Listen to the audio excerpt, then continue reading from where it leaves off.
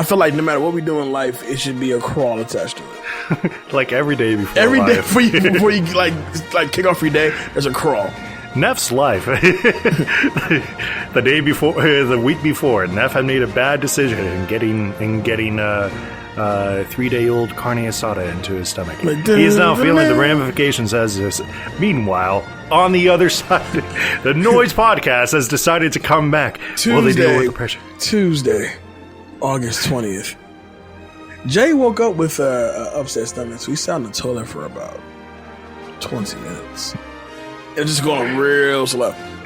With that being said, welcome back to Classics, the Cinematic. Oh, I'm doing that wrong. Welcome to Super Throwback to the Classics, the cinematic movie podcast that takes you back to the iconic films of 20 years ago and beyond, right here on the Big Three: iHeartRadio, iTunes, and Spotify.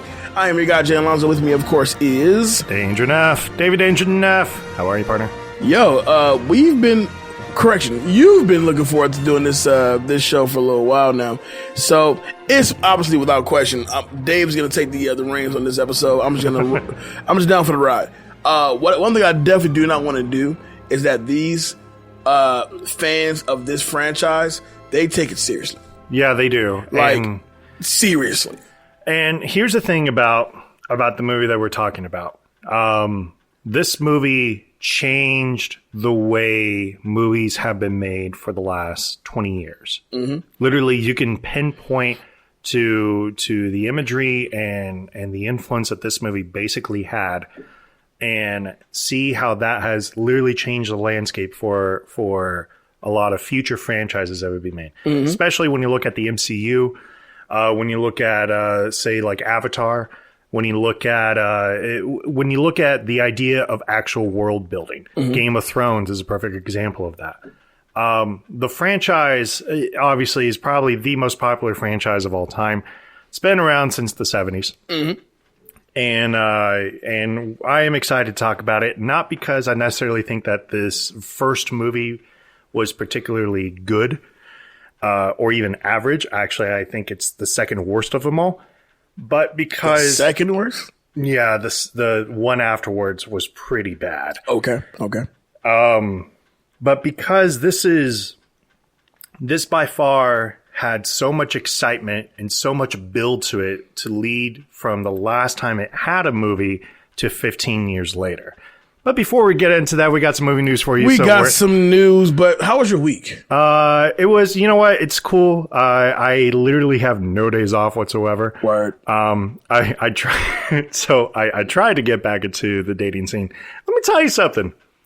I've gotten some, honeys kind of reaching out now. I'm seeing your spark as you. I got this gleam in my eyes. Yes.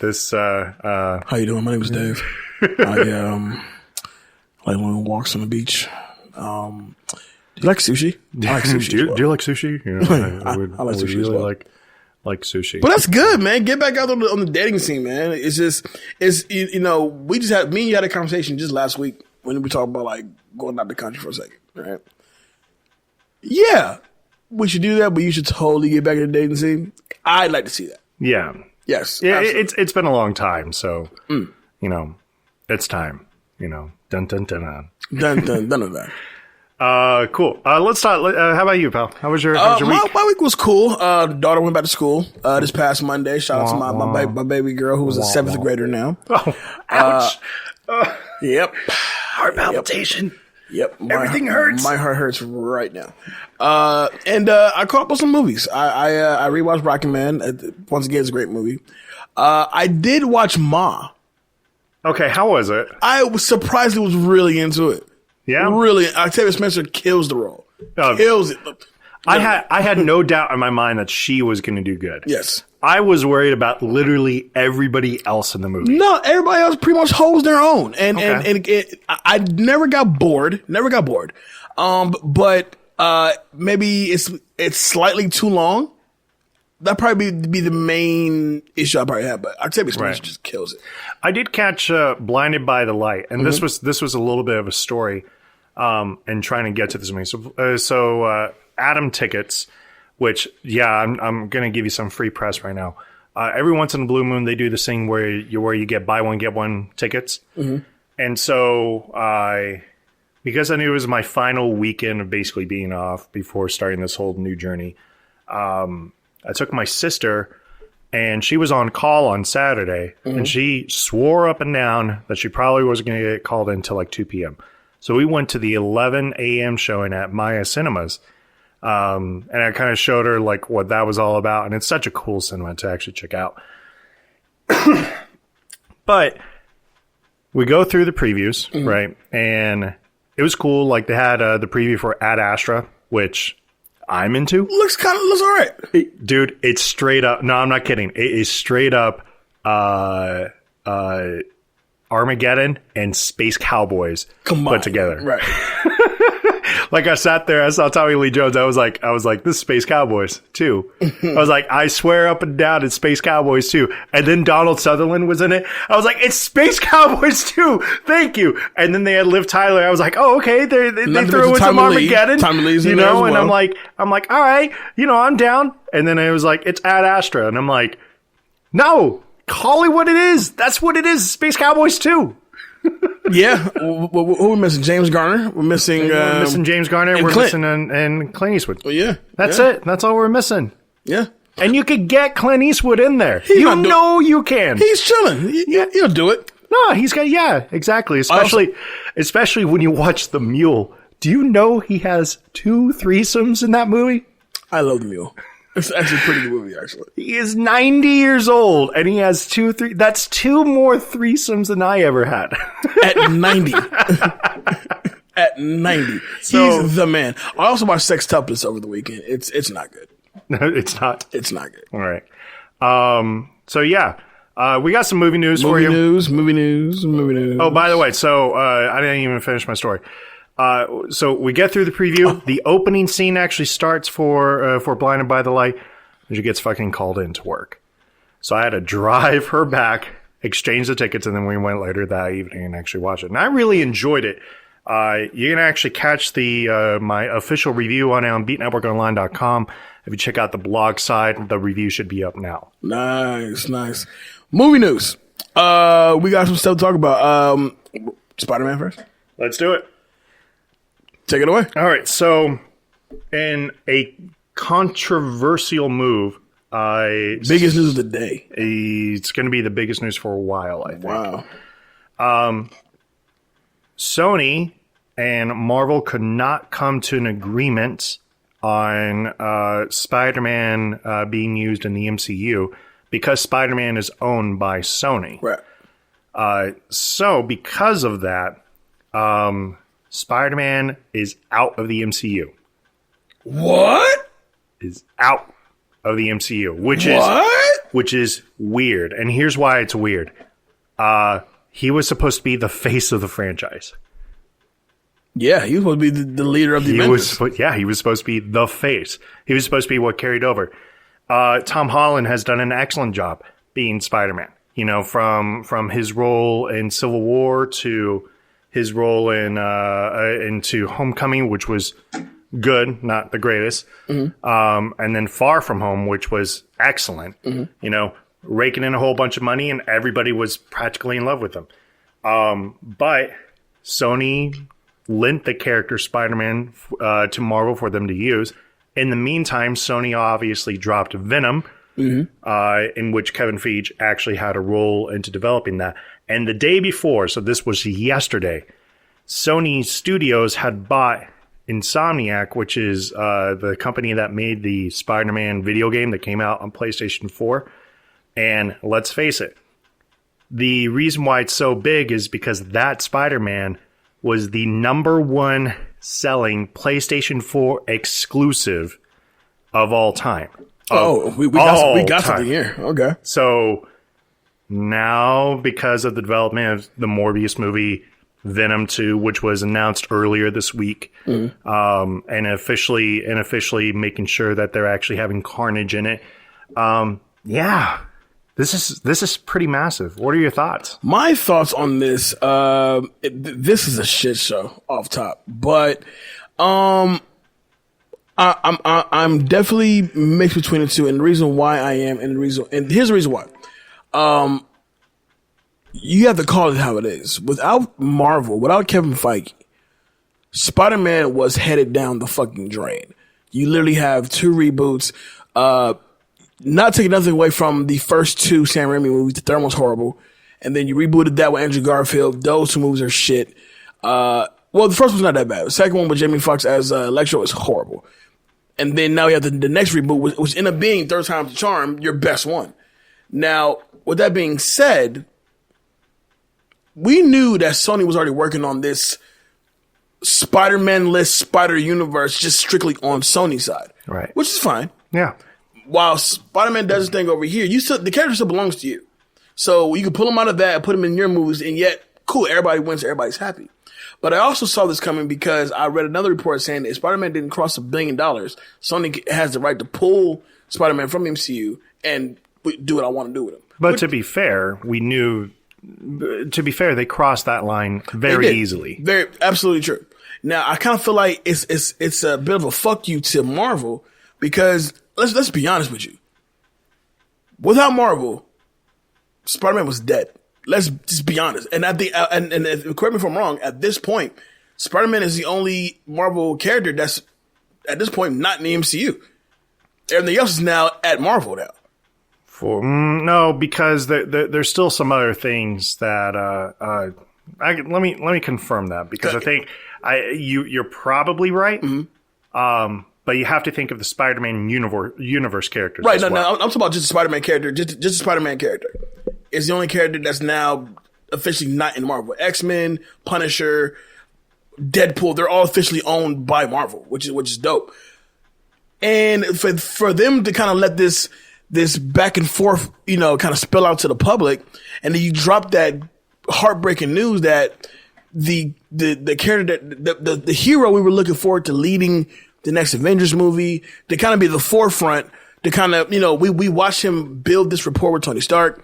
If you ever see Endgame, shame on you. But we watched him build this rapport with Tony Stark. Now that Tony Stark is gone, we expect Spider-Man, Peter Parker, to lead the team at this point.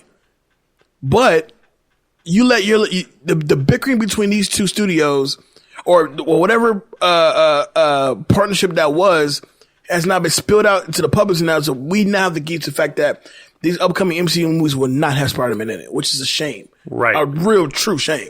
So to piggyback, because I just did a quick search on this, to piggyback on the rights of which characters belong to who, Spider-Man, and I guess you could say the Spider-Man villains. So Vulture, Mysterio, Rhino, I think is probably in there as well. Dr. Octopus, Scorpion, Green Goblin, obviously Hobgoblin, Morbius, blah, blah, blah. You get the idea, guys. They're all controlled by Sony. Hulk, She-Hulk, and so I guess Hulkverse characters, which would be Hulk, She-Hulk, Abomination, Leader, along with maybe a couple others, is actually owned by Universal. But Universal has been kind of all over the place. I forgot about that one. That. Mm-hmm. And then the other one is Namor, who is technically the first ever mutant. Mm-hmm. Superhero is also tied up at Universal. So for the most part, yeah, Marvel does own all of these things. I think here's how I truly feel about it. I mentioned this last year because we had this conversation about the Sony superhero cinematic universe, right? Or the Sony Marvel cinematic universe. And the idea was that, well, Sony was going to be producing this cinematic universe. And we talked about Black Cat having something, Silver Saber having something, or Sabelle. Like a combo movie or something like that? Right. Yeah. And there were a couple others, right? Because you had, obviously, Morbius was the one that is now really being produced. Mm-hmm. Venom dropping, and now having Spider-Man back into that. Well, it kind of all ties everything a little bit together, and I kind of have to give Sony a little bit of credit here because they got back their biggest star and able to produce whatever, the movies have to be good now. Well, see, they have no option on that was my next point. Like the pressure's on them heavy now at this point because your next Spider-Man movie doesn't deliver. But to be fair, Venom, okay, was an okay movie. All right. It wasn't necessarily great. Parts of it were good. Some of it was bad. Right. But you also had Spider-Man Into the Spider-Verse, which won an Oscar and developed a very likable character in Miles Morales. Not only that, but characters from that movie are getting their own spinoff. Nick Cage is getting his own spinoff as Neo Spider-Man, which I think is kind of adorable. But you know, I watched it recently. I still think that movie is so excellent. Let me ask you this: now that it's now official, like Spider-Man is now back with Sony, not in the MCU anymore, unless they decide to revisit it, right? Revisit a deal. It could. We weren't expecting Spider-Man to be in Phase 4, which we already knew was a 2-year project. Right. We also knew that Tom Holland's contract was pretty much over at Marvel, so the idea was to kind of re-push this back a little bit. Right. You know, it's kind of a little bit on Marvel also. Now, there's my question. So now that this is happening, are we talking about a straight reboot now of the character? Are we talking that Tom Holland's contract, which I'm going to assume covers both Sony and Marvel? Now that it's back on Sony, you no longer have Tom Holland as your Spider-Man. Do you go Miles Morales in real form now? No, because Miles Morales is also Sony now. Right. Well, it's been that way. But what I'm saying is with Spider-Man now being at Sony and no longer in the MCU at this point, do you keep Tom Holland as Spider-Man? I think so. Holland is only 23, 24? Right, but when he signed the deal, though, I'm sure he signed the deal for both Sony and Marvel. But well, no, because the rights still belonged to Sony at the time. Like, if Holland wanted to back out of the contract, that's perfectly fine. But who would you... Again, you would have to do this search again for the perfect Spider-Man.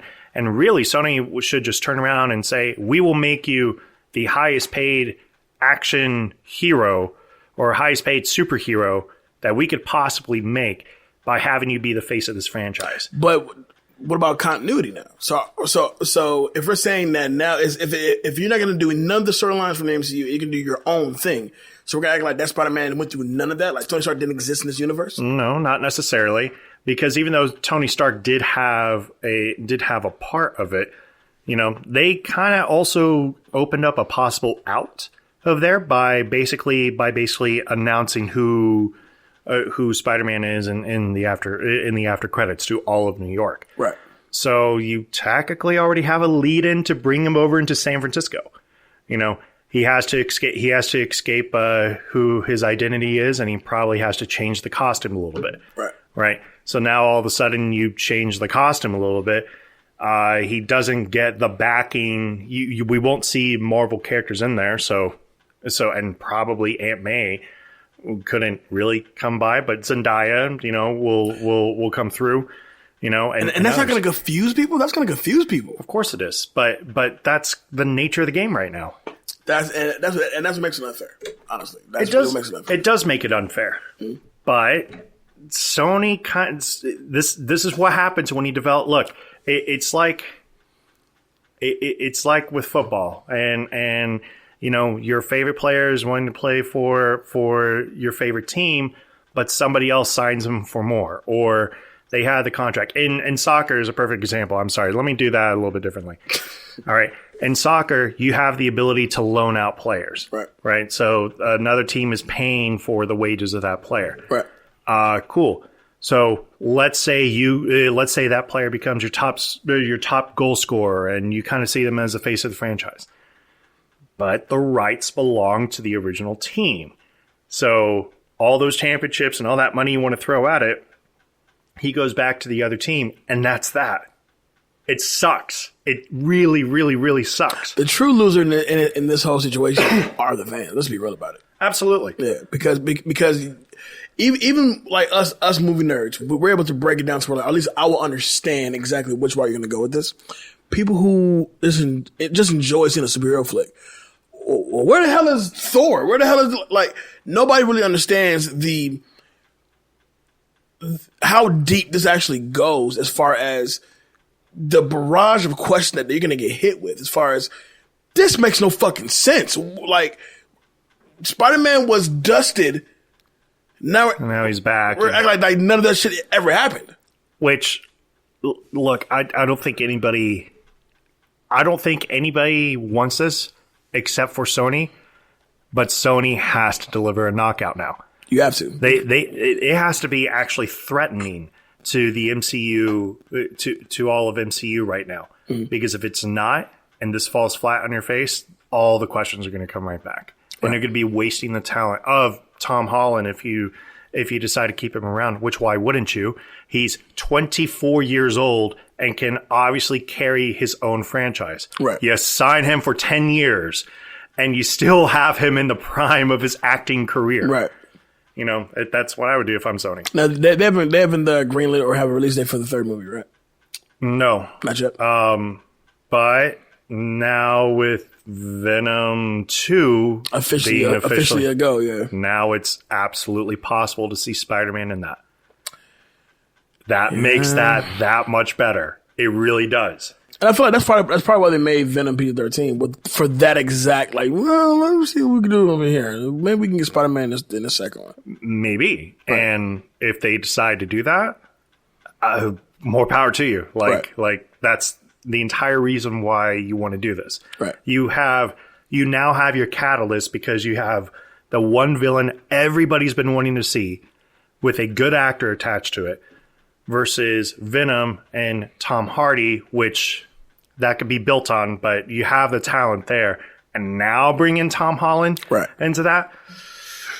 Bruh, that is solid. If it works. If it works.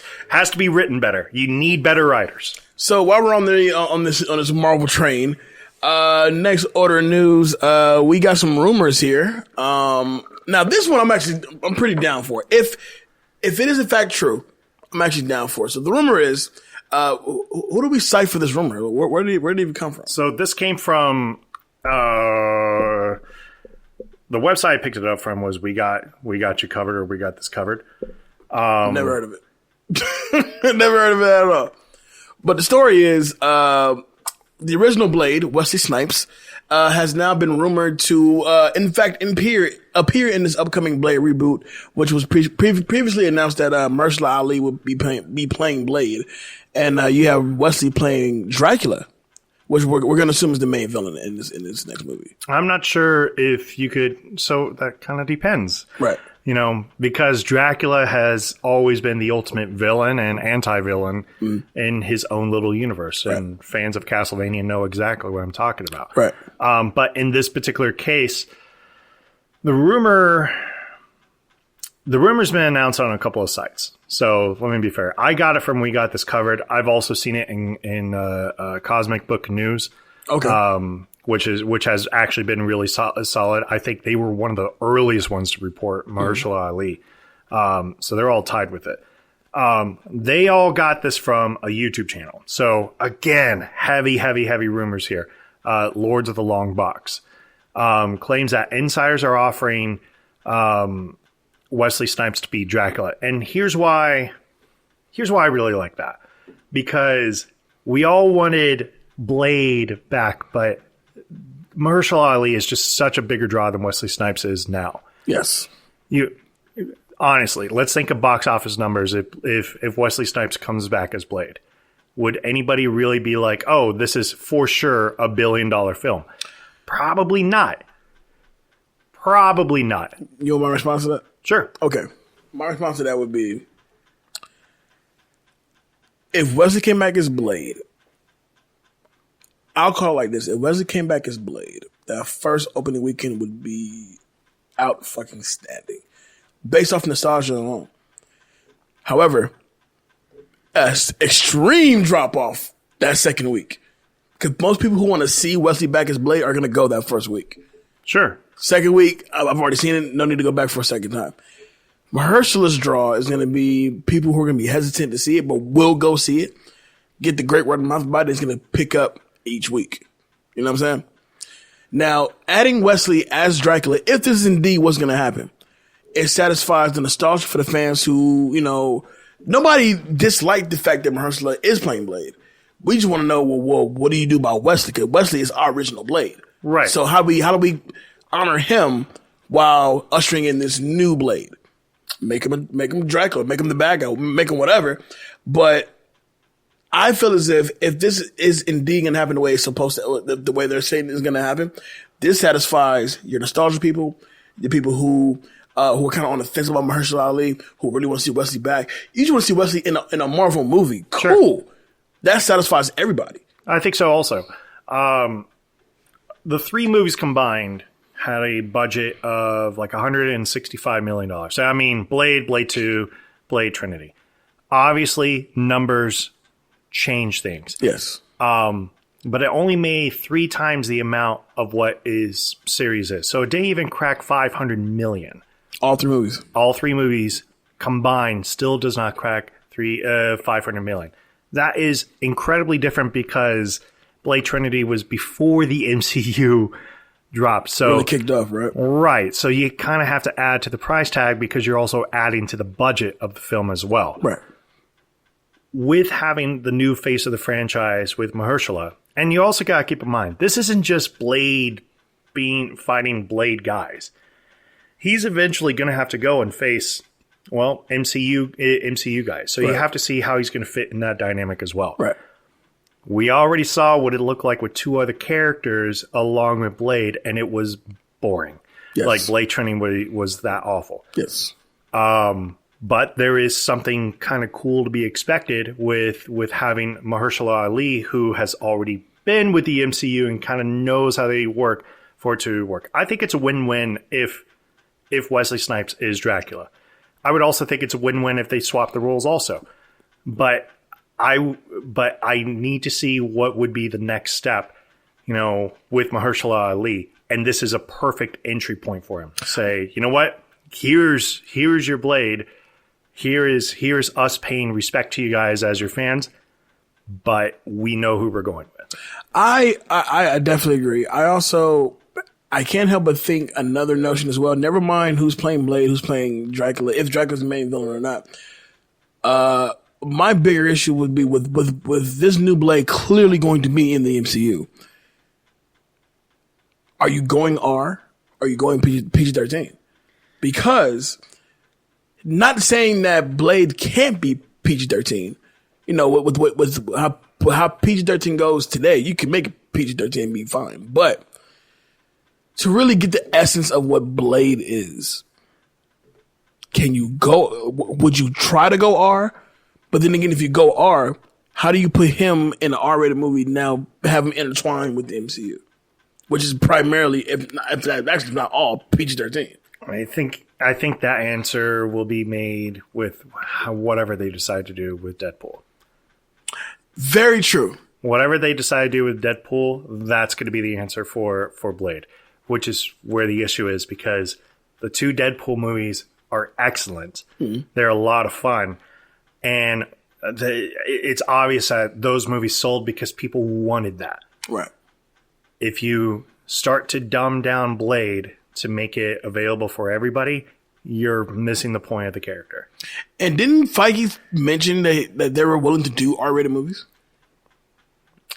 Sure. But it's not their call. It's Disney. And let's be real, Bob Iger's not going to do R-rated movies. They also talked about how they could see all 3 Spider-Man in the same movie. Now today, that news is different. Let's pump the brakes here a little bit.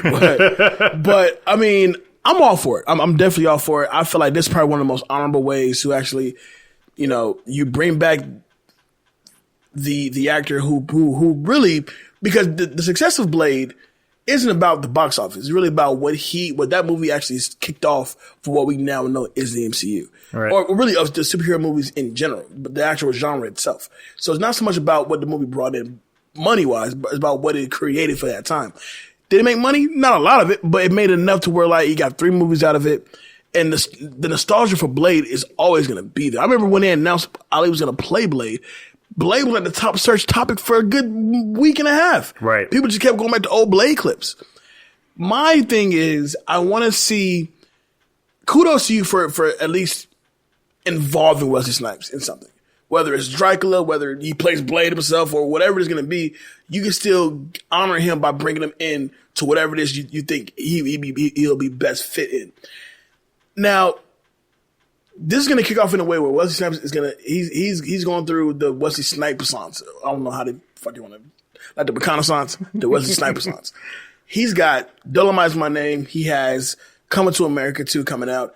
He has another movie he just signed on to do as well. So we're seeing the rise back of Wesley Snipes, which is dope. It's like Eddie Murphy. But will that sustain by the time we get the Blade movie? 3 years from now? 3 years from now.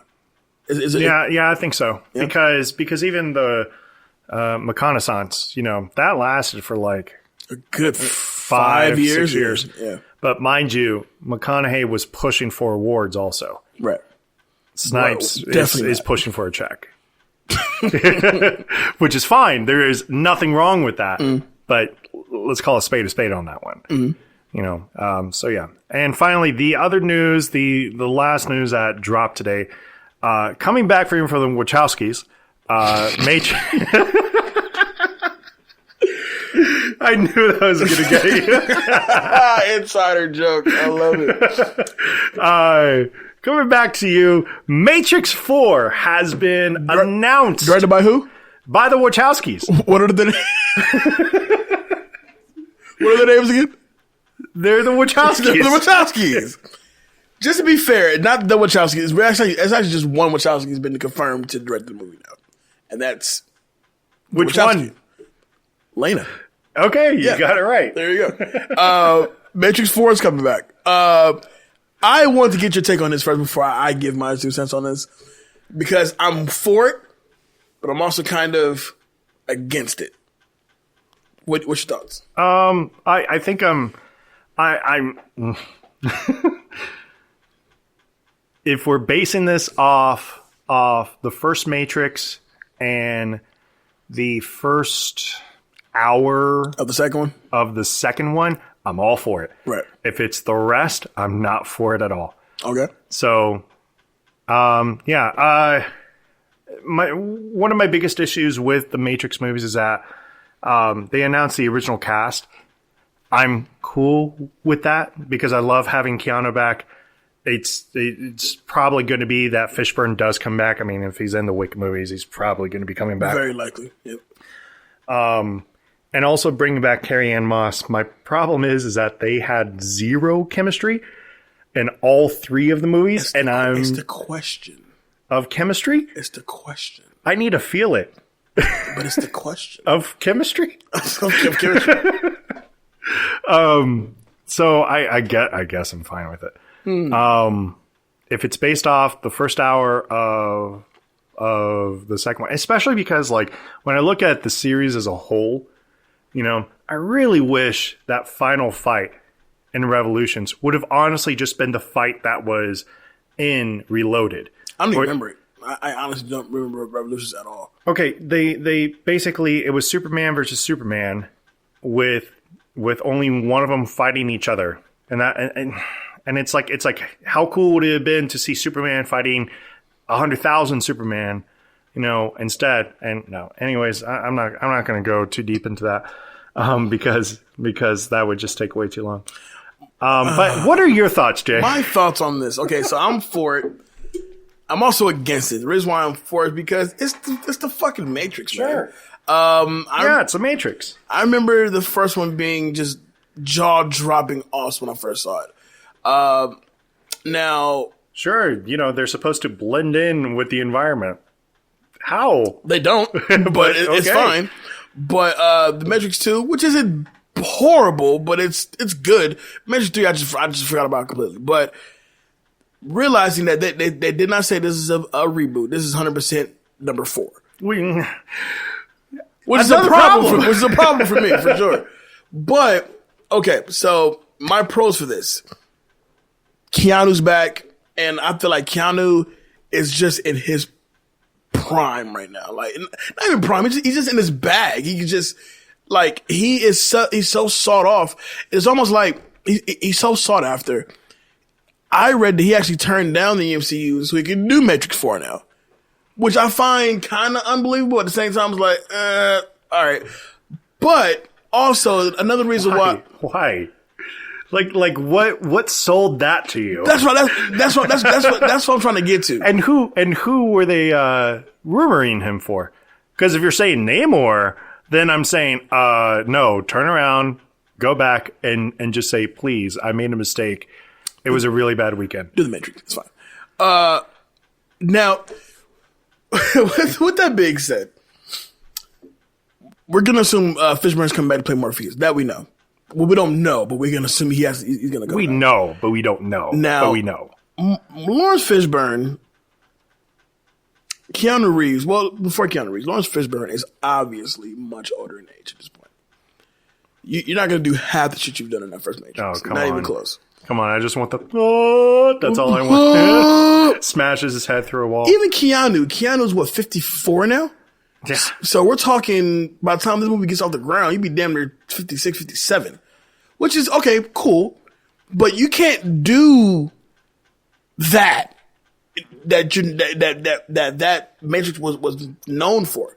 Like John Wick suits your age because you're not spin kicking motherfuckers all day. You're literally like, you use your hands for combat, which is awesome. But that combat in those movies suit your age. Matrix does not. And I'm only speaking because I know how old Keanu is now.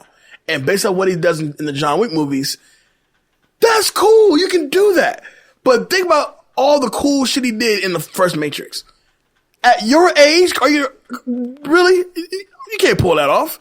Maybe you can. I haven't seen the movie yet. That's my issue. Carrie-Anne Moss, I'm going to assume is up there in age with them as well, in her 50s at this point. Lawrence Fishburne is definitely about 60 at this point, for sure. So it's really based off the story. What are we going to talk about in this movie? And really, to make it really based off the story, you can't really focus too much on the kung fu aspect of everything because they're all fucking old. You know what I'm saying? Right. Which what does that mean that they have to talk about? They have to talk about the philosophy. The philosophy of the Matrix. You know what I'm saying? Which is like, all right, so this is a history lesson now? This is odd. But I've been proved wrong before. Let's be honest. Tom Cruise has done, 12 Mission Impossibles at this point, and he's still running and gunning just fine. Fishburne is 58. Told you. Close to 60. You know, so he'll be over 60. He'll be over 60 by the time this drops. Unless they literally drop it next year. But they can't. Because in the next 2 years, we still have Bill and Ted, Face the Music. We still have John Wick fucking 4 is coming as well. You know what I'm saying? And which both Fishburne and Reeves are in that. You know? So exactly. At what point Carrie-Anne Moss is just waiting. She's just chilling. You know what I'm saying? Over at a Starbucks, kind of just getting her lattes, doing whatever. But it keeps you curious. Even well, I'm not going to count the Wachowskis, but it really does make you wonder, unless you have a solid story to include the original characters. Even if you even bring back Hugo Weaving as Agent Smith, he's old. So what do you do with him? Oh, he's the Oracle now.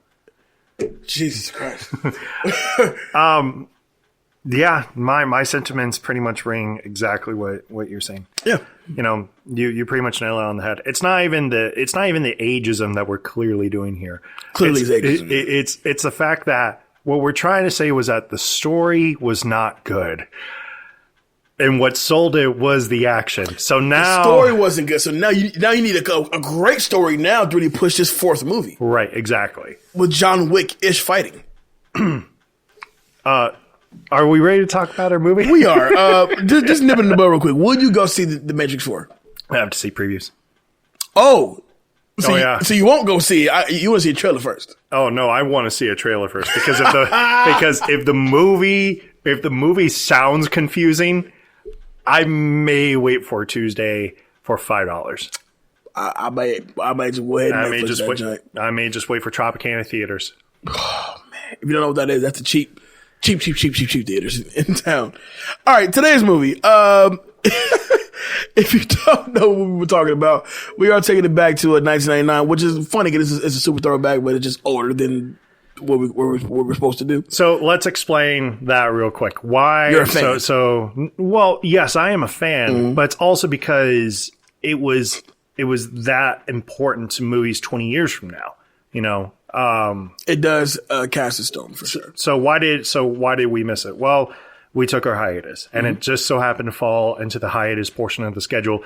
So instead, we're bringing it back just to make sure that we get all this in, It gets done. and it gets done. We are talking about Star Wars Episode 1, The Phantom Menace.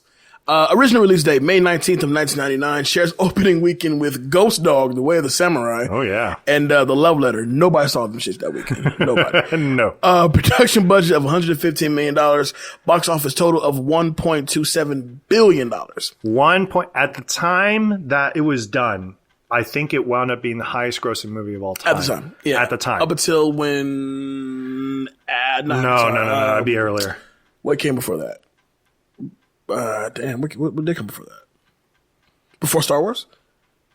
It would have been Titanic. Yeah, it would have been Titanic. After Star Wars would be... Avatar. Yeah. Yeah. And then pick a number of MCU movies. Then after Avatar would be the first Avengers. Followed by, I want to say... And then Infinity War, probably? And there's been like five or six of them now. Well, yeah, you're right. Anyway. Because think about it, Far From Home just crossed $1 billion. Right, but we're talking like top 10 highest grossing, so it I can... don't even think it's in the top 10 anymore. No, Menace? I think like number 9 probably. It's still up there for sure. Last time I checked, it was still up there. Go ahead and fact check that for me. Currently at a 54% on Rotten Tomatoes. Is that fair? Yes. At the end of the day, yes. There are problems with this movie, and I'm going to be the first person that tells you that. And I'm going to talk about all the problems with this movie. But the movie 20 years later still isn't the worst product that Star Wars has come out, or even the worst sci-fi movie that came out. There's a lot worse sci-fi prequels that came out. I'm looking at you, Prometheus. that came out. We're not going to count Prometheus in this conversation. No, we won't. No, we won't. We can't shit on that like that. I mean, it's horrible, but still. No, it's bad. It's bad. It's super bad. It's bad. It's super bad because of how dumb it is. So this movie is set to be 32 years before the original trilogy. Right. Okay. So, all right. So this requires a little bit of extra context, and I'm sorry. So, yes, 32 years before the trilogy, but scratch the story out for a second. Return of the Jedi dropped in 1984, all right? And at the time, it was a fantastic ending to the original trilogy. Not my personal favorite, but a lot of people still have a lot of joy when they think about that movie. Lucas kept trying to push Star Wars at the end of the 1980s, and they did this by doing what's called the expanded universe. If you know anything about the expanded universe, you would hear names like Mara Jade, and you'd hear names like Thrawn and Heir of the Empire, which was the first set of books that came out. They also dropped so many toys. I remember one Christmas, I wasn't a Micro Machine fan, but they had these Micro Machine Star Wars figures that I loved. And when I told you that one Christmas, all I wanted was Star Wars Micro Machine figures, that's what I got from everybody and their mothers when I was 6 years old that Christmas. Right. All right. So it was huge. It was still very prominent. They still had the video games that came out that that people loved. They still had these excellent books. Shadow of the Empire is a perfect one that comes to mind. I really wished some stories would be based off of that. So there was still a lot of great nostalgia with this. So when the first announcement that the prequel was being made for Star Wars, and actually a movie to be made, not a TV special, not a Christmas special, not a reading, but it also had nothing to do with the original three, with the original cast members. Some people were a little hesitant, but for the most part, It was 16 years since Return of the Jedi. 15.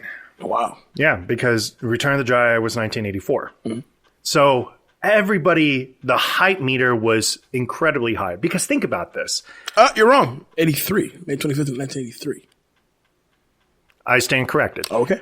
All right. So 83, Return of the Jedi comes out. So think about that. That's an entire almost generation of people that have been waiting to see anything to experience what Star Wars basically was, because we would hear about this from our parents and how they would go to theaters and how this excellent like film came out and it was so legendary and it was ahead of its time.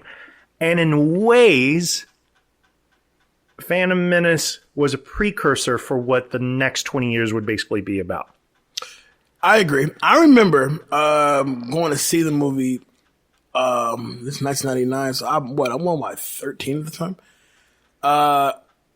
This movie, I never forget it. I'm like 12 when the movie comes out, like 12. I remember teachers were literally ditching school to go see this movie. I remember going to the movie theater. Matter of fact, to be very specific, the Village Square Theater in Summerlin. I remember going to that theater with a bunch of friends to go see it because they were all hyped to go see it. And I remember the line being literally down the fucking street. Like, people are lined up in full Star Wars garb. Like, it's some Chewbacca's out there.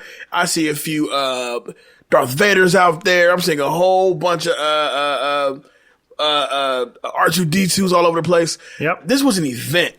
Like, this movie coming out was a whole event. I remember MTV had this event online on TV to where, like, they literally streamed the premiere, but before streaming was a thing. They had the premiere on MTV, right?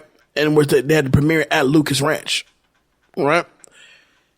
I'm sorry, at Skywalker Ranch. And I just thought it was just so cool. Just the excitement for the whole thing was just, oh, dude, a new Star Wars? Oh, shit, I'm there for that. And I remember sitting in the theater, watching the movie, bored out of my fucking mind, up until we get Darth Maul. Now I'm into it.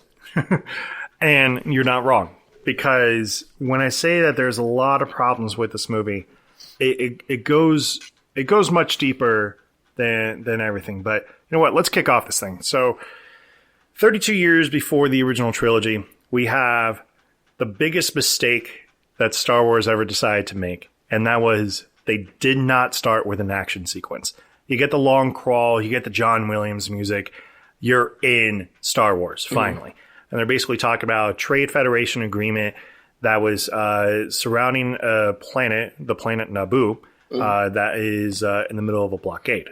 All right? And they basically can't get anything there.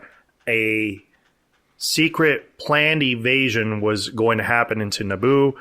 And in this case, the Jedi Council, headed by Yoda, sends two young Jedis to basically talk over with the Trade Federation to basically sort some shit out.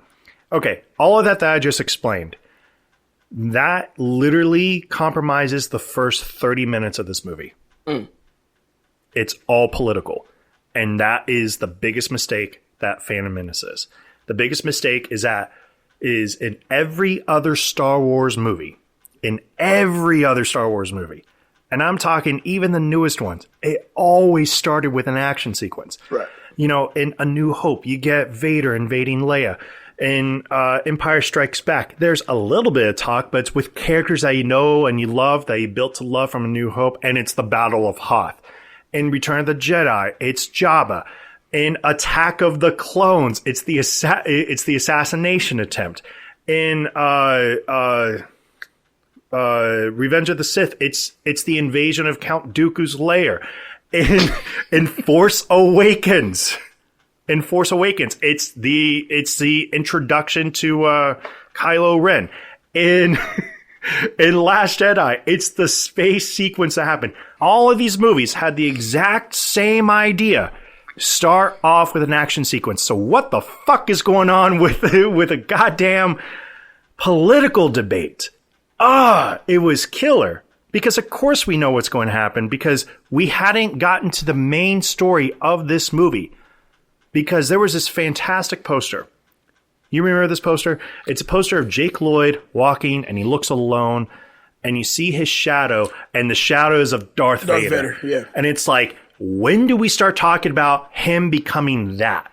When do we meet Jake Lloyd? We haven't met Jake Lloyd yet as Anakin Skywalker, and we're 30 minutes into this. But we meet Jar Jar Binks.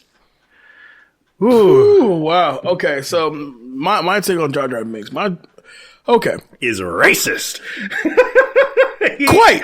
He's racist. Misa Jar Jar Binks, comic relief. Like, no. I will say this though. What this movie does have that I did enjoy was really cool power racings. And really when it does kind of like kick into gear and give you some really good action shit, you know, it's kind of hard to like stray away from it all, to be honest with you. Like, I hated the fact that Darth Maul appears twice in the movie? Three times. Okay. But we don't get Darth Maul in action until like the third act, right? There are so many issues with it because the pacing was so off. Mm-hmm. It's like you haven't excited anybody yet, and we haven't really gotten to an action sequence. Sure, there was the escape of the Jedi, and the Jedi basically able to melt down doors with their swords now, which it's a little weird considering that why didn't that happen in A New Hope? You know, for example, or you know, yeah, can you do it? Right. You know, we get this action sequence, and let's face it, the action sequence was boring between the battle droids and the Jedi because guess what? They didn't stand a chance. Right. The battle droids were literally just we weren't ever, after like the first like 4 cuts, we were like, oh, so these guys are just garbage. I get it. Like this is supposed to be the people that kill the Jedi, and these guys just suck. Like in general, they were awful. So then we get the introduction Jar Jar, and Jar Jar is awful, like in every aspect. He's supposed to be goofy, and he comes off as creepy and weird. And there's a particular scene that basically happens where they have to go into I can't remember Gungan's world, the land of the Gungan land. Gungan, okay, all right, okay. I can't think of the name of it, and I know some Star Wars fans are going to crap all over me, but it was really not that important. Don't speak on it if you don't know it, Dave. Right. And basically they allow Jar Jar, who was banned from there, to basically guide these guys through the planet's core to meet Queen Amidala, right? But we don't even Natalie Portman. Right, but we don't even meet Queen Amidala until Tatooine, technically. Right. You know, because she's just a handmaiden or whatever, blah, blah, blah. Right. So of course, like there's this sequence where they're trying to make it seem really cool, right? Because it's the fish eating the other fish. Right. Right. Because, oh, hey, we're still Star Wars. We have weird creatures that come out all the time. You guys remember in Empire Strikes Back when they fly through the caves, the cave giant, you know, snake, and was able to survive that? Well, we have all that. But none of the Jedi are panicking. So they're like, okay, this is just business as usual. Like, no big deal. Jar Jar's over here acting like it was such a pointless scene because they did it twice. They did it twice. And it's like, okay, where are we going with this? Right. 40 minutes into the movie, you're sitting there and saying, what the hell is this? Because this does not feel like a Star Wars movie. You seem like you didn't too much care for it. No, I didn't. And I'm being honest, I didn't care. I wasn't the biggest fan of Phantom Menace. Okay. You know, it was later on that stuff was like, oh, okay, all right, fine. It still wasn't a good movie. Right. It's just, but the reason why it's so important is because it literally brought the idea of a universe of movies coming together now. It wasn't ever like that. Not even Star Trek had that. Right. And Star Trek really tried that. And it did not click. There were some good moments with the Star Trek movies, and there were not. So, all right. So, when the ship gets damaged, right, as they pass the Federation and the hyperdrive was caught in the crossfires, they land on Tatooine, right? Mm-hmm. Okay, for repairs. And this when Qui-Gon, which is played by Liam Neeson. Right. Liam Neeson, Ewan McGregor, who everybody winds up loving as Obi-Wan throughout the original trilogy. And to be fair, it took me some warming up to, but yeah, I kind of warmed up to him pretty quickly. Also. Well, yeah, it seemed like he's probably the main thing that really became the most popular thing from these movies, because a little bit with the Obi-Wan movie, Obi-Wan show that's on the way for Disney Plus. Like there's a lot of hype that came from that. Right. There's other things though, like we get the damaging of the ship, right? Mm-hmm. And they say, well, we have to land somewhere because the ship has been damaged, and we have to get our shit together. And it kind of makes sense because for once a character actually serves a purpose. All right. Jar Jar did not have a purpose in this movie. Jar Jar could have been left behind. Okay. Jar Jar could have been left behind because, hey, guess what? He already has a lake, that he could just hang out in, and clearly what is Jar Jar? He's a Gungan. Okay. Please continue. Look. Again, if within the first 30 minutes of the movie, the third main character in this is speaking in a dialect you don't fully understand, your movie's in trouble. Now, okay, so explain it to me now.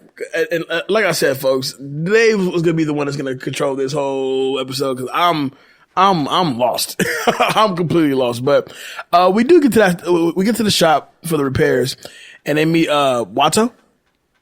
No. Oh yeah. And he was like a mosquito bug kind of thing. Right. So Watto's just a race of something. Right. He's an alien character. I'm not going to get too deep into. And Anakin is his slave. Which because Tatooine has slavery, and that was another really important thing in some of the political stuff with Star Wars, like back in the day, and even in the expanded universe, they talked about how a lot of these systems, as nice as it would be to have freedom for all and whatnot, slaves get the job done too, and so that was immensely important. And we get the introduction to Jake Lloyd, and the first line he actually says to Queen Amidala, the mother of Luke and Leia, right, is, "Are you an angel?" And here's where the honest problem with the decision for Anakin Skywalker. He's too young. He's 6. He's a 6-year-old boy. A 6-year-old boy should not have to be thinking about. He's 9. No, he is. No, the actor was 9.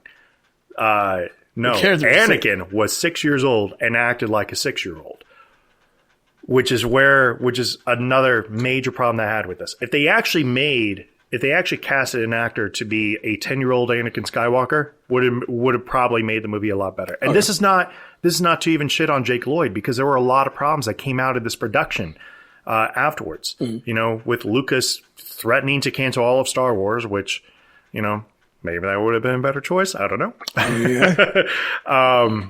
And Jake Lloyd throwing away his film career. This was the only time that we actually get Jake Lloyd as an actor. And that is pretty awful. No. He was never in anything else. Jingle All the Way. That was not Jake Lloyd. Yes, it is. Fact check that. Fact check it real quick. Meanwhile, so we don't have any kind of dead air, Qui-Gon, he does notice the force within Anakin, and he's convinced that he's the prophesized chosen one. Is that correct? Yeah, and that comes to my next problem. But he's in Jingle All the Way, though. Is he in Jingle All the Way? Yes, he's in Jingle All the Way. Okay, fine. Mm-hmm. He's Jamie Langston. He also played Mark Armstrong in Apollo 11. Yeah. He sure did. All right, fine. I'm Terrible, wrong. Man. I'm wrong. But it ruined the career of Jake Lloyd, and Jake Lloyd left. So to piggyback off what you literally just said, yes, we find out that the Force is a measurable object, and that is one of the biggest mistakes in this. Yeah. And here's exactly why. Imagine if your faith in God was because of the amount of gut bacteria you have in your stomach. So here, eat this yogurt. No. I don't know how to comprehend that. Exactly. That's kind of weird. So think about that for a second, because that's exactly, the Force was supposed to be a spiritual influence that you had to perform magnificent stuff. And this is coming from a guy who is pretty much an atheist at this point. I still thought the idea of the Force was a brilliant idea. Because it didn't necessarily need an explanation. This was just something that certain people can do. Mm-hmm. But now making it measurable means that it can be a controlled measurement at that point, which means that nobody is special. Right. And it's because you need more gut bacteria or more stuff in your cells or whatever. Right. Maybe there was a way to increase it or decrease it. I don't know. It never really was explained ever again. And that's where my biggest issue with it. What I do like about this introduction here, because the very next scene, they're unable to buy the hyperdrive parts due to the Republic's currency being basically worthless on Tatooine. Right. So Qui-Gon wagers both the parts of Anakin's freedom with Watto in a pod race. Now we get this awesome pod race scene. Right. We also get some other things that's also important. And we're going to talk about the pod race because the pod race is one of the best scenes in this movie. One of the best, yeah. And it still holds up to this day. Yes. It really does. We get the introduction to Shmi Skywalker, who is the mother of Anakin, who pretty much was the Virgin Mary because there was no father. Right. Anakin was created within me. And that's it. Like, that's all we get. So, okay, so we're now literally doing Christian allegories here. Which is crazy, because as you said it, I had to think about it for a second. Like, wait, if Anakin Skywalker is Darth Vader, who's the father? Amidala is the mother of both Luke and Leia. So you're fucking a 9-year-old? Like, what's the deal here? And 6. Gotcha. Okay, cool.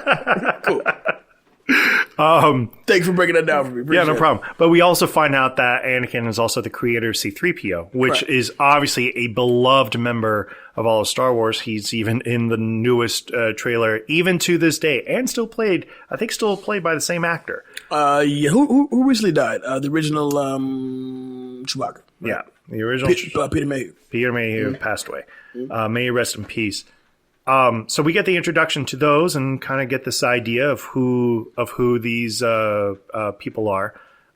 Meanwhile, I guess to cut back, because Star Wars does cut back, it's pretty clear that Senator Palpatine is going to be the future emperor. And let's be fair, he is excellent in this role. Mm-hmm. There's a reason why people are somewhat excited for this last one, because Palpatine really was a great part of this trilogy. It's just he played for the wrong team. Right. And because of that, like, he's putting pressure on. He's trying to trap the Jedi to reveal their location.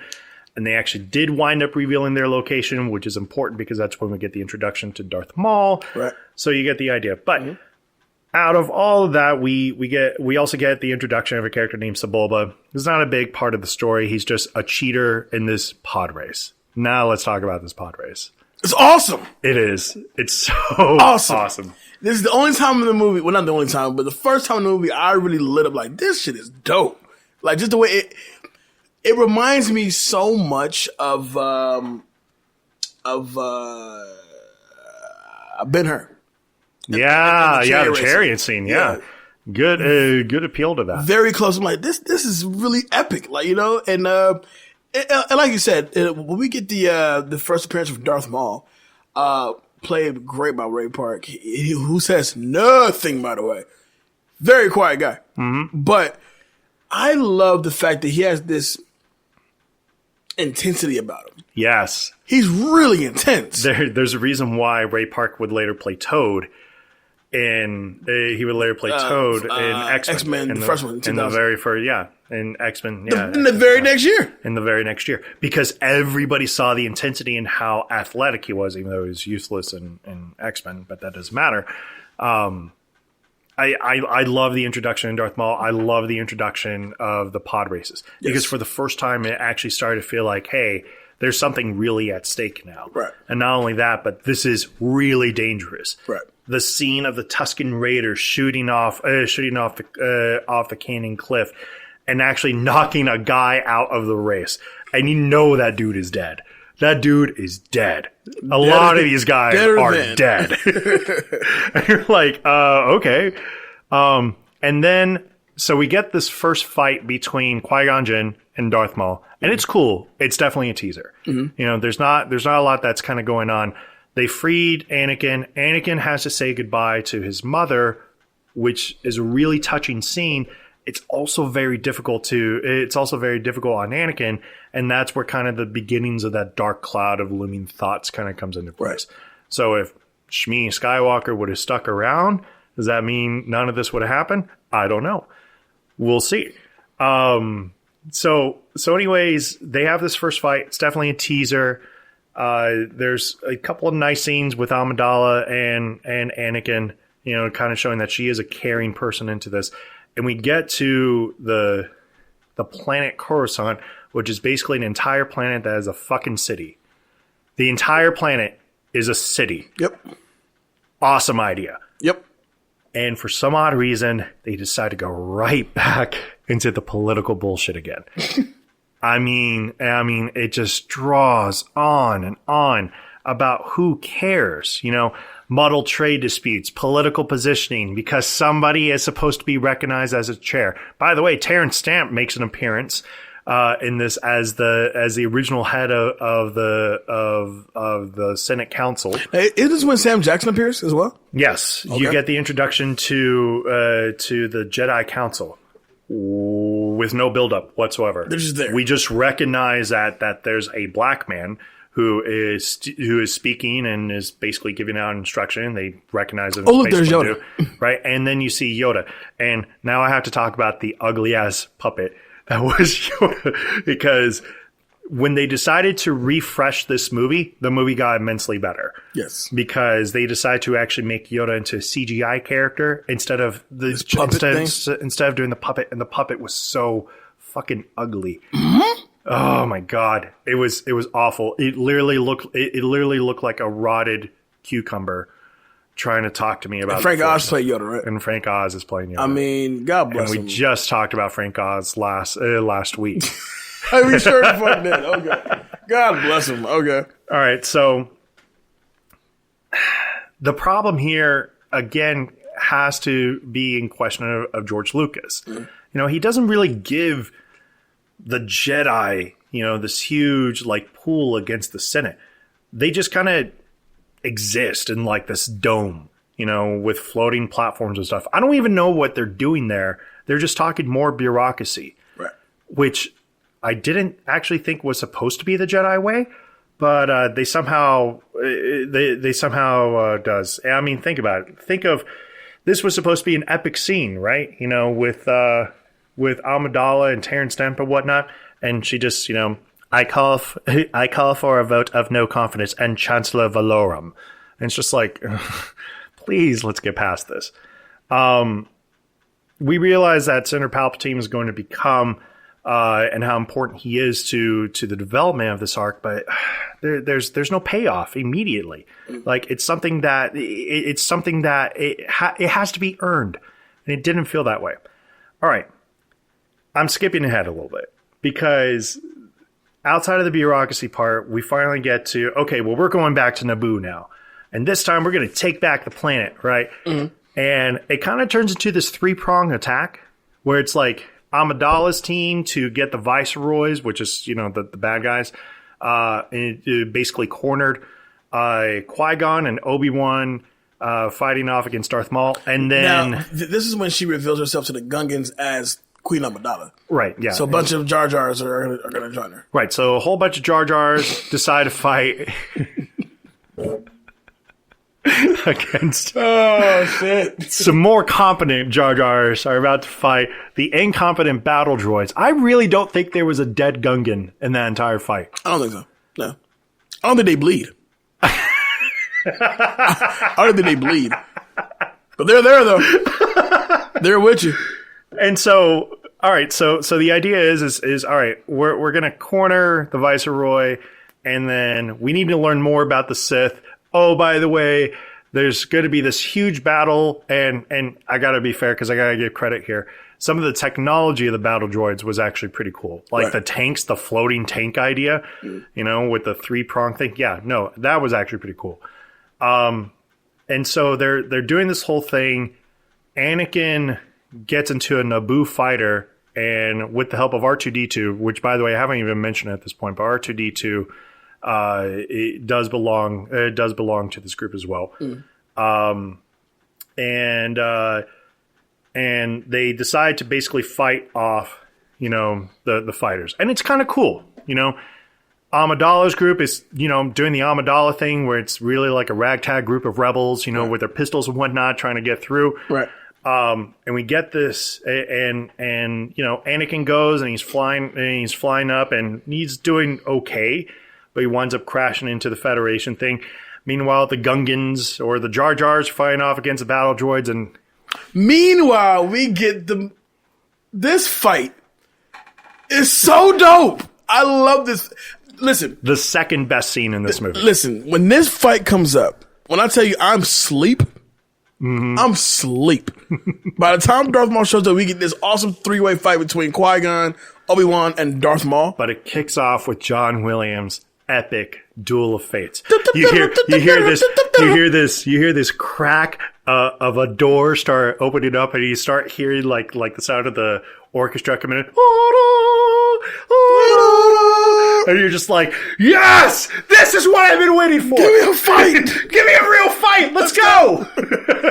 I'm waiting. And it is epic. It is so dope. Everything about this fight is cool. This fight goes on for like a solid, 10 minutes? It does, because what happens? What does Darth Maul do? Darth Maul decides to go, and they're like, we'll handle this, right? Qui-Gon, and you're like, oh, well, it's 2 Jedi against 1 Sith. That's not that bad.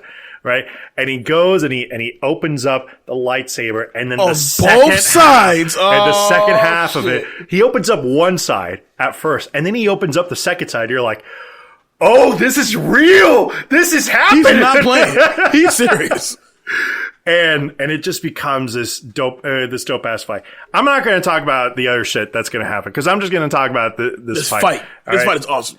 It starts off with basically Qui-Gon going full charge, and a lot of respect to Qui-Gon real quick, because Qui-Gon defied so much of the Jedi Order, and I'm just like, bro, are you gonna have a job like after this? It don't matter. That motherfucker has to die because like you are on top. You're like shitting all over the council's like ideas.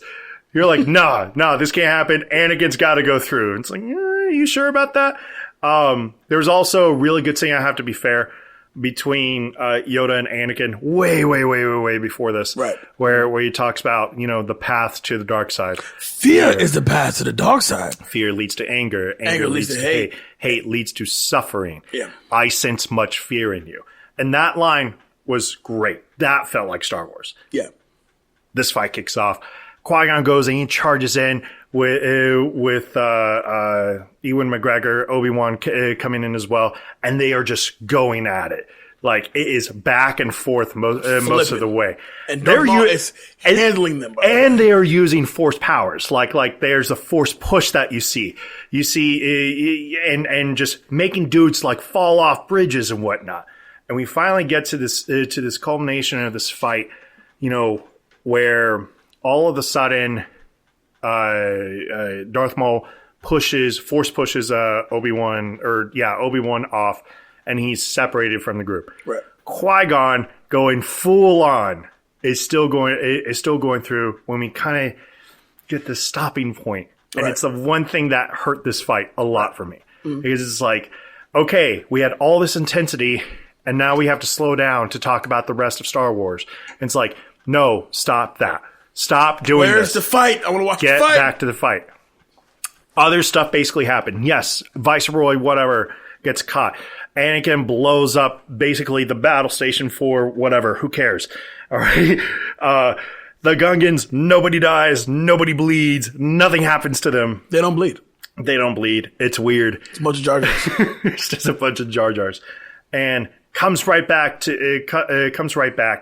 and Qui-Gon goes all out on him. Obi-Wan still hasn't caught up, and Darth Maul goes and he uses a cheap shot punch to the face, and then does a step back stab right into the abdomen. Which is crazy because I remember watching that fight, and I was going like, one of them is going to eat it. Right. There's no way they both walk away from this fight. No way.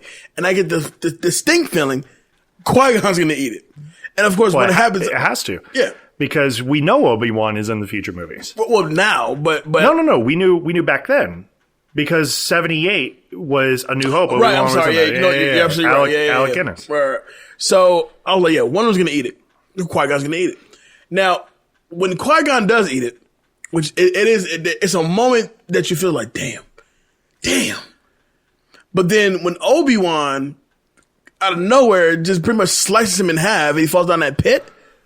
Well, Obi-Wan loses the fight initially. Right. But he does wind up actually breaking the saber in half when, again, using a bit of a cheap shot, knocks Obi-Wan down this pit, which is kind of funny because that kind of becomes a theme in Star Wars.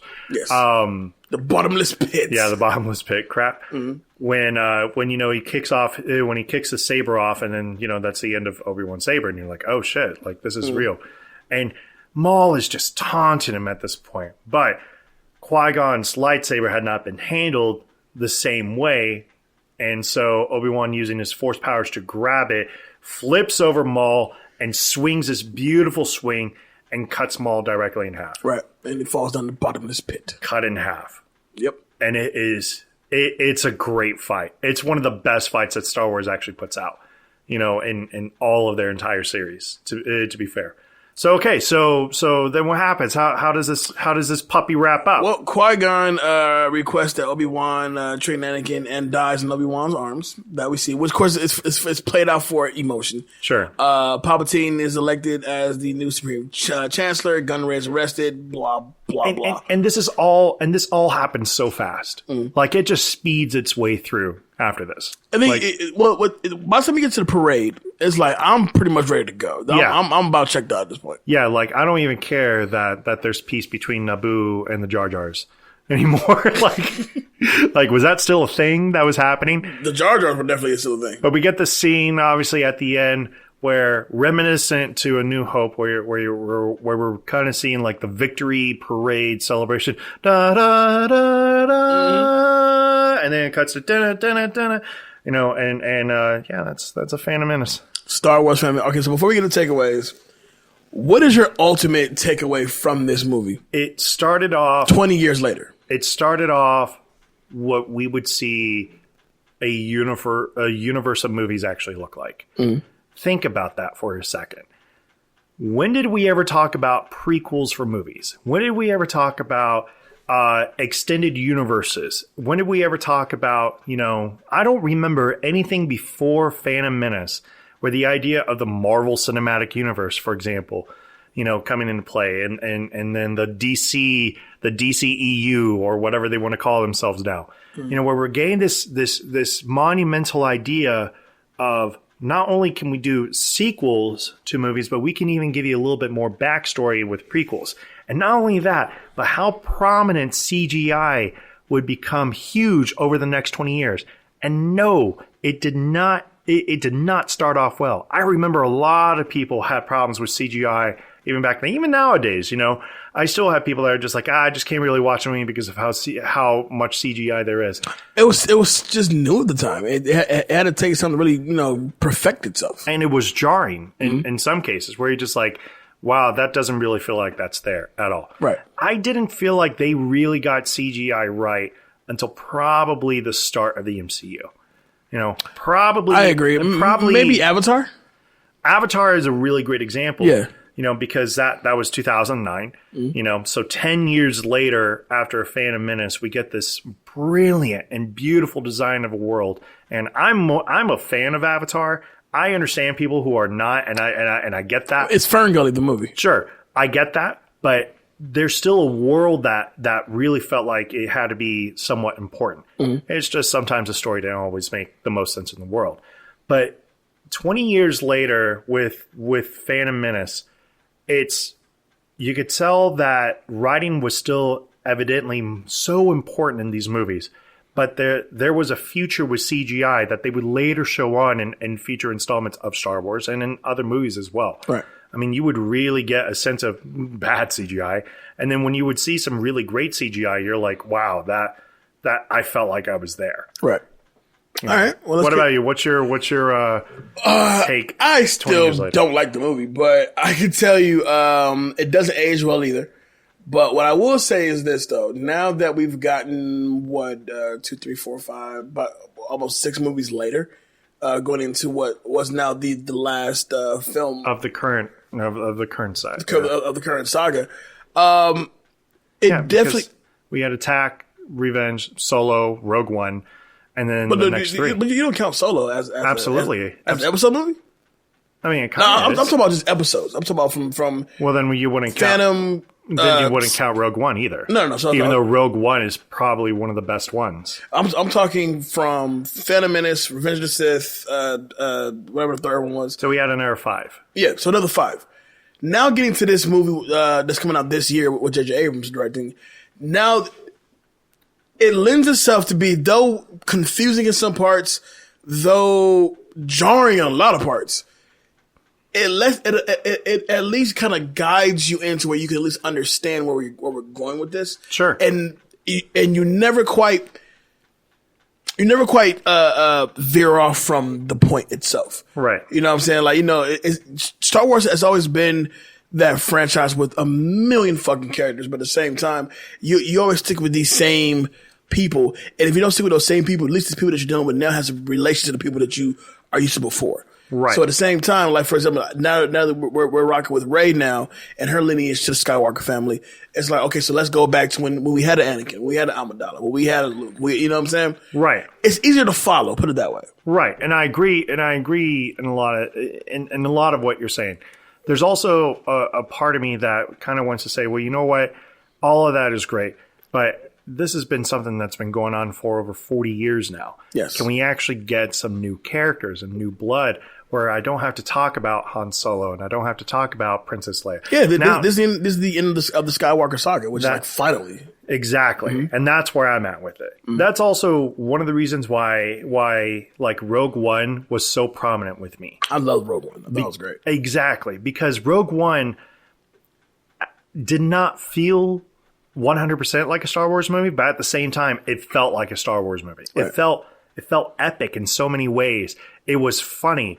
It had really memorable characters in it as well, even though you knew that they were all going to wind up not making it. Right. And you had this great scene to a callback, basically, with Darth Vader, and showing awesome. It was an awesome scene. Right. And I know people that didn't like it as well. They say, oh, well, it started to get a little bit boring in some parts. Sure. No doubt about it. There's no lightsabers. It kind of, that's always going to be a negative. But right. Phantom Menace lives on as kind of a telling tale for what the rest of the series would be like. If you were to ask me, would I preferred there not being a Star Wars trilogy, I would say no. I actually really enjoyed, kind of reliving through that experience, because in so many ways they decided to explore even further on. How that's going to continue with Disney moving forward, well, we kind of see what's been with 3 movies now. How far are they going to take it from here on out? And I'm sure they, when Disney made that deal to actually buy the Star Wars franchise, because this was Fox at the time, right? So when Disney made that deal, like, listen, we're gonna stick to landing, we're gonna stick to a plan, right, and not just branch out. Like, that's why, even though a million respects to George Lucas, this was his brainchild, this is something he created, so you cannot take away something that he created, right? Getting him off this and have him kind of just reap the benefits of what you created is much more where we need to be today. Right. 100%. I'm going to go ahead and kick this off with you. Who's getting you that guy award? I'm getting it first? Yeah. Oh, Darth Maul. All right, go ahead. He's fucking awesome. That's why. I can't really do anything else. Like, listen, Darth Maul is, to me, the reason why I went and saw this movie. Only because he looked so cool. And it's one of those few times when, though, the bad guy's not going to win, but damn, he looks so cool doing it. I agree. When I saw the double saber thing and how much more advanced he was physically in combat than he was to Qui-Gon or to Obi-Wan, I was intrigued by that. You know what I'm saying? Like, to the point where I kind of didn't want to see him go. Right. So yeah, Darth Maul. And and it's funny that you mentioned that because even now in the I guess you could say, extended part of Star Wars now. You know, he's come back as a TV series character, saying he survived that fall and whatnot. And that's tactically Star Wars canon. I'm not going to get into that. Who's getting you that chick award? Well, the only chick I can really think about is Queen Amidala. Natalie Portman. Not much I can say about her. She does give off that caring, motherly vibe. And she holds her own. Essentially, going up to the third movie, which is the Sith movie, right? Yeah, Revenge of the Sith. Up to that point, she does carry her own. She's a very strong character. Natalie Portman is great in the role. And really, when you think about it, she's pretty much the only chick you really put in that position. So fair enough. Yeah. That Fool Award. That Fool Award will go to young Anakin Skywalker. The reason why is because now knowing what he becomes, going up to Revenge of the Sith, even though they do touch on it more as the movies progress, I wanted them to really focus on how he gets dark earlier. You know what I'm saying? He's a kid. We get it, and we see we see the darkness working through him once he leaves his mom. We get that. I wanted more of that. Touch more on that. Less Jar Jar shit. Touch more on that. You know what I'm saying? That's for me. Cut that out. Shit, anything involving Jar Jar, I'll tell you that much. Iconic scene. Pod race. No. The end fight Duel between. Fates. Yeah. Yes, definitely. Fair enough. That guy worked. Qui-Gon Jinn. Darth Maul is really cool, but at the same time, he doesn't talk. He literally has 2 lines throughout the entire movie. He had 2 lines, but he had 1, if that. He does have a presence in the movie, and definitely a threatening presence. I give it to Qui-Gon for this reason, because he was wrong in so many aspects in how he should have pursued this, and yet he refused to give up on certain beliefs. You know, and he was a guy of his own convictions. So you could tell that the Jedi Council believed, and a lot of people believed into what he was doing, even though at the end of the day he would wind up being wrong. All right, that should work. It does go to Queen Amidala, and for a couple of reasons. One, I really can't think of another actress who could play Queen Amidala than Natalie Portman. Like, she actually kind of does really well in this role. When the only problem was when it started to get into the political aspect, you got really bored with it. But let's keep in mind, this was the Queen front line and center shooting down droids. This was the Queen front line and center, like putting her own life in danger, even though all she wants to do is protect her people. That's all she cared about, was protecting her people. And she was still front line and center to take care of business. That's wifey material right there. Full award. Oh, man, it's got to go to Jar Jar.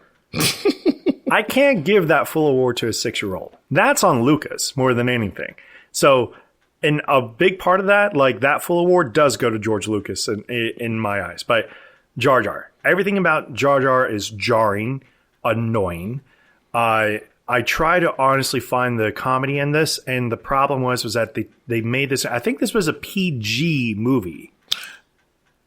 Was it? I think, even with that scene at the end. There's no blood. Well, you're right. There's no blood. The Phantom Menace, I think, is a PG movie, which is the biggest mistake, which is one of the biggest mistakes they made in this. Because instead of actually turning this into, they really tried to appeal to the newest generation. That's what they were trying to do. Think about that. They weren't trying to, but that was the wrong sell. The wrong sell to this was that they should have appealed to the older generation. And you confirm that it's definitely PG. Yep, there it is. PG. Jesus, that's crazy. It's a PG That's movie. Crazy. Are they all PG? This trilogy all PG? No. I know Attack of the Clones is PG-13. Wow. Because of the dark themes that would... because of the Tusken Raider scene. Okay. All right. Yeah, it's PG. Like that's one of the biggest issues with it. Like, it's trying to be so kid-friendly that it was impossible. It was impossible for you to really enjoy as an adult, because it's just, Jar Jar is like this weird and unique character. No, Cut that fucker out. He's racist. Everything about him is off and wrong. And I cannot stand him. So do I dare ask what's cut that out for you? You can. I mean, pretty much anything with Jar Jar, yeah. There's a lot I would cut out. Mm-hmm. Or change or something like that. The big cut that out, if I had to find a particular scene, it would be the traveling through the planet's core to get to Naboo, because it is the most pointless scene in the entire movie.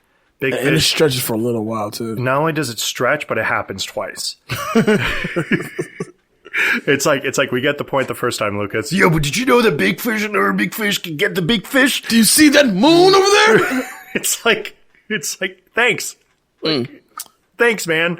I really need to see that 7 minutes. I would also cut out all the political talk. Just stop. Stop with the politics. Iconic scene. Duel of Fates. I was close to giving it to the pod race scene because it is just such an incredible feat of, and it still holds up to this day. But man, that's where you sold your tickets at. You sold your tickets on that Duel of Fates. I'm pretty sure that song is still one of the most downloaded classical pieces that's out there. Everybody loves it. You know. Let's get into some quick hits, man. Okay. I'm looking for a good one. Anthony Daniels expressed dissatisfaction with the final cut of this film. No shit. Everybody did. Really? Okay. Let me see. Let's see. When they did the refresh, the movie's a little bit better. Because there's some CGI stuff that they did with it that's just updated CGI, and it feels a lot better throughout the movie. That's why it was a little bit more rewatchable this time. But if you were pulling out the original 1999 copy, ooh. So when it hit home video, that's when they did the no, they didn't do the refresh until 6 or 7 years later.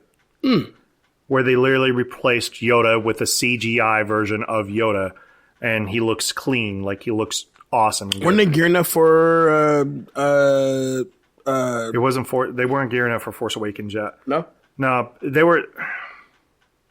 It wasn't that they were. Oh, you're right. Yeah, you're right. Because they basically did this thing where they re-released.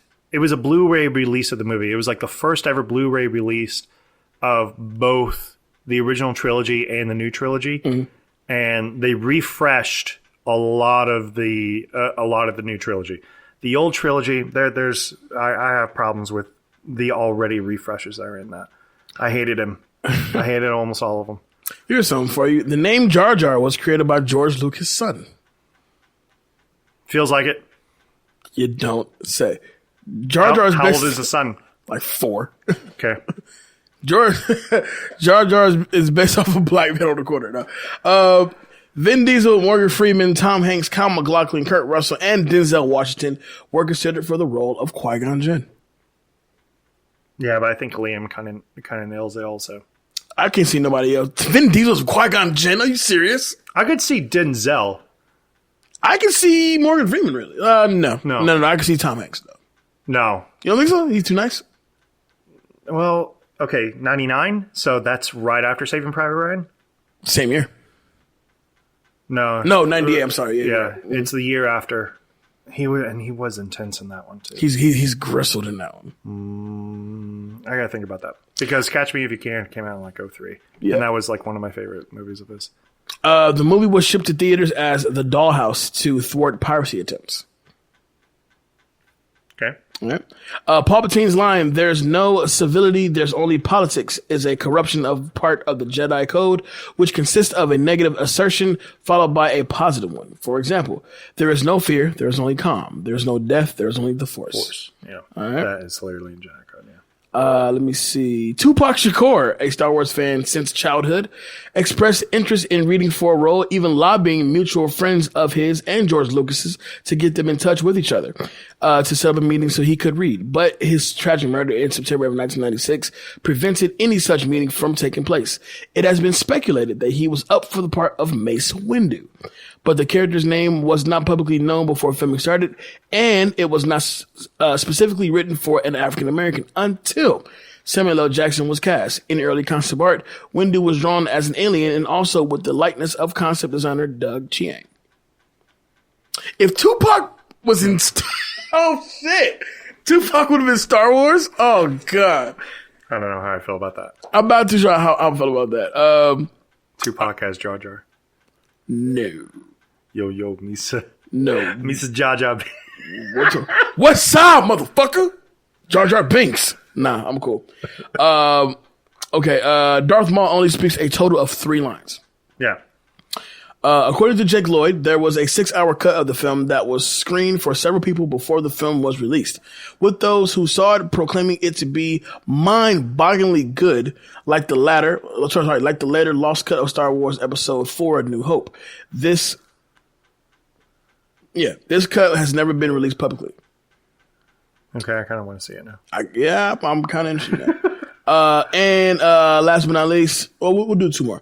Jake Lloyd has said that he retired from acting because of the trauma he experienced after playing Anakin Skywalker. Yeah, I think Ahmed Best contemplated suicide also. Awful. Jesus Christ. According to Lloyd, other children constantly tease him about the role. For example, they would make lightsaber sounds whenever he walked by. Lloyd also said that the situation was made worse because, in his opinion, the film did not meet the fans' expectations. Despite this, Lloyd has reprised the role of Anakin in several video games and has appeared at Star Wars conventions and events.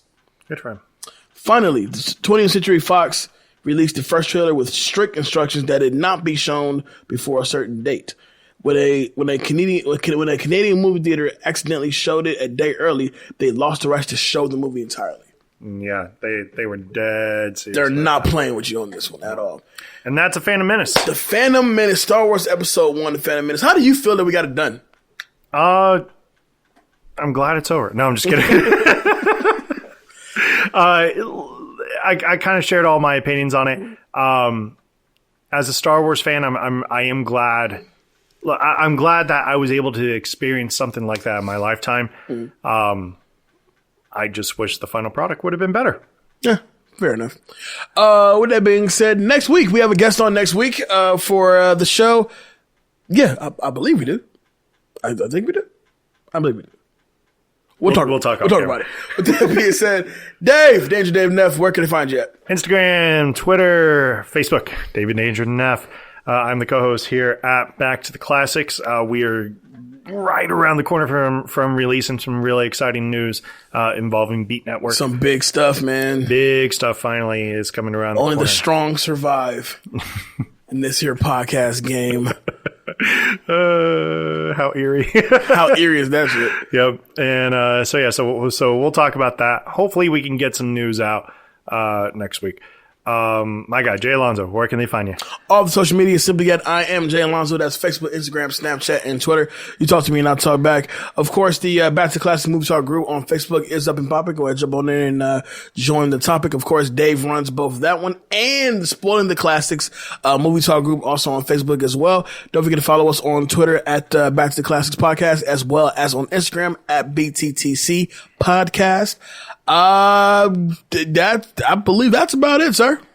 Yeah, I think that's about it. Man, it was a good one. It was. I'm glad we got it out of the way. I know it's not the best movie to do as a super throwback, but it's an important one. Yeah. It was important. I mean, it defined a generation, for sure. Exactly. For sure. It's important. Yes. With that being said, we'll see y'all next week. This is Back to Classics. I am Jay Alonso. With me, of course, is Danger Neff. See y'all next week. Peace. Peace.